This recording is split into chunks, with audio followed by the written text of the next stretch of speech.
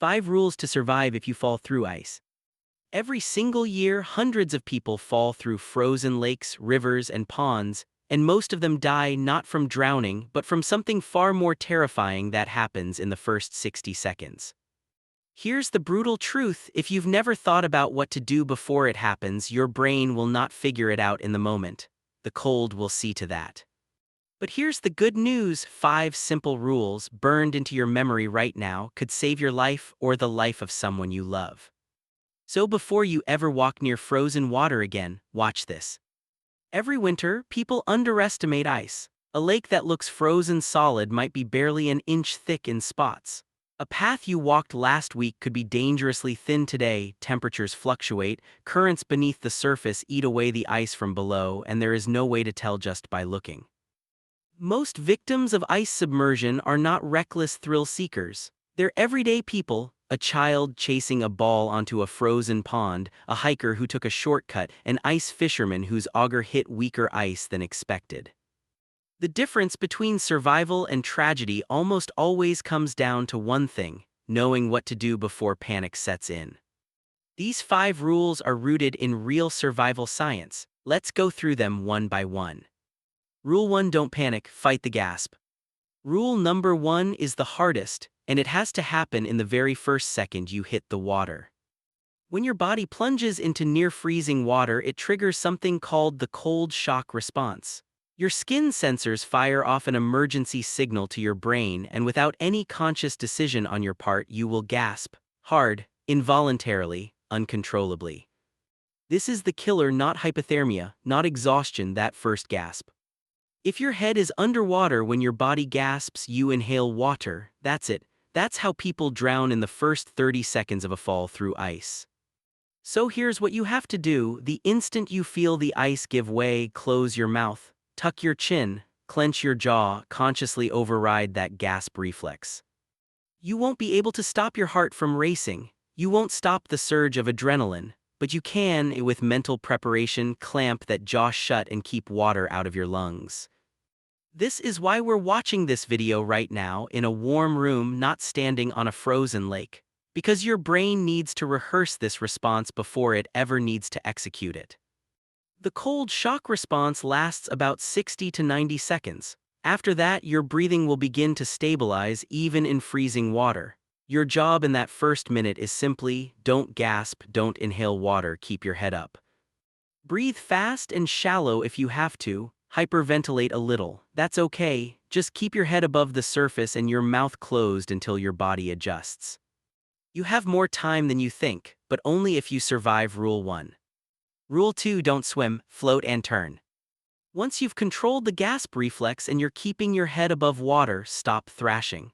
I know every instinct in your body is screaming at you to swim, to kick, to fight your way out, but wild movement in icy water is burning through your energy reserves at a catastrophic rate. Here's what you do instead.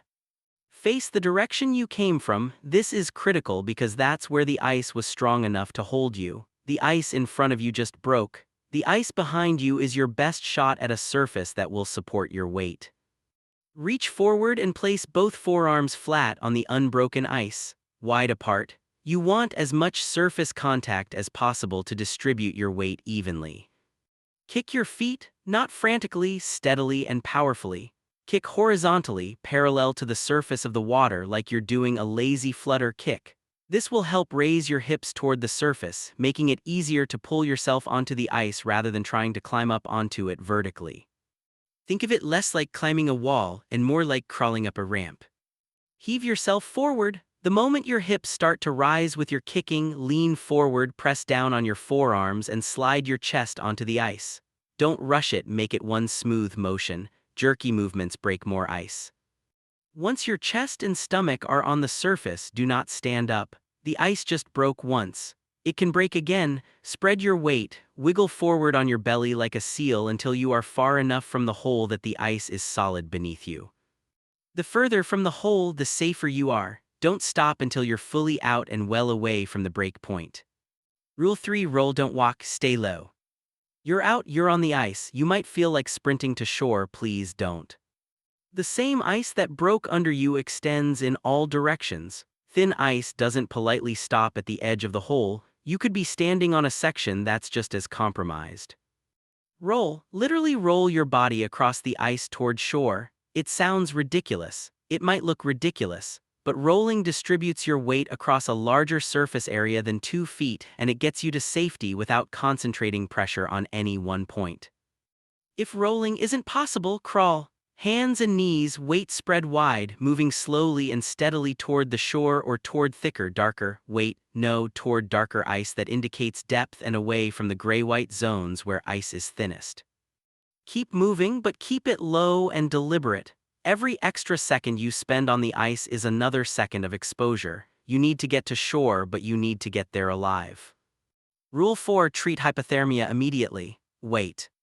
Here's where many people make a fatal mistake. They think getting out of the water means they're safe. They're not.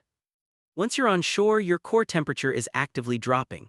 Cold water strips heat from your body 25 times faster than cold air. The heat you lost in that water is not coming back on its own quickly enough. And as your core temperature falls, you will lose coordination, judgment, and eventually consciousness, even after you've escaped the water.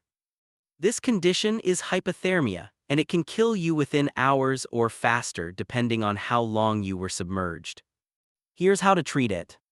Step 1: get out of the wet clothing. I know it's cold. I know the last thing you want to do is take your coat off in the middle of winter, but wet fabric is actively pulling heat out of your body. It has to go. Step 2: get dry and get covered. Use anything: an emergency blanket, a jacket from someone nearby, dry leaves stuffed inside your clothing if you're in the wilderness. Trap your body heat. Your priority is insulation.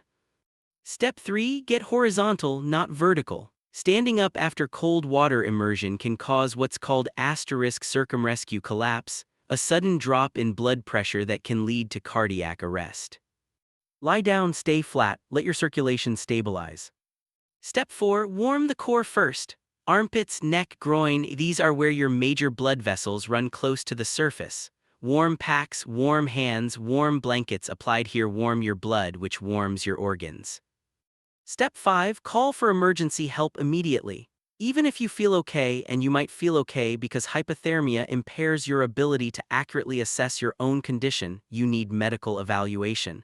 Post-submersion complications can be delayed. Do not drive yourself, do not walk it off. Call 911. Rule 5: never rescue alone. Reach, throw, don't go. Rule 5 isn't about you falling through ice, it's about what you do when someone else does. Every year, well-meaning rescuers die because they ran onto the same ice that just broke under someone else. It is one of the most heartbreaking patterns in cold water rescue statistics. Here's your survival rule if you witness someone fall through ice: reach, throw, don't go. Reach: find anything long and lie flat on the ice to distribute your weight. A rope, a hockey stick, jumper cables, a belt, a scarf, a tree branch, anything. Extend it toward the victim and pull them to safety from a distance. Getting close is not brave, it's dangerous. Throw: if you can't reach, throw something they can grab onto and hold while you pull. A rope with a loop, a life preserver, even a plastic bottle with a cord attached. Aim just beyond them so they can grab it as it drifts close. Don't go, do not step onto the ice. Not even a few feet, not even if you think it looks stable. If you go in two, there is now no one left to save either of you. Call 911 immediately. Emergency responders have the gear, the training, and the equipment to perform water rescues safely.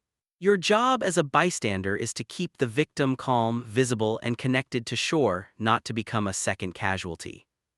If you must get closer, lie flat and spread your limbs wide. Push a rope, a branch, or your jacket ahead of you. Never stand, never run.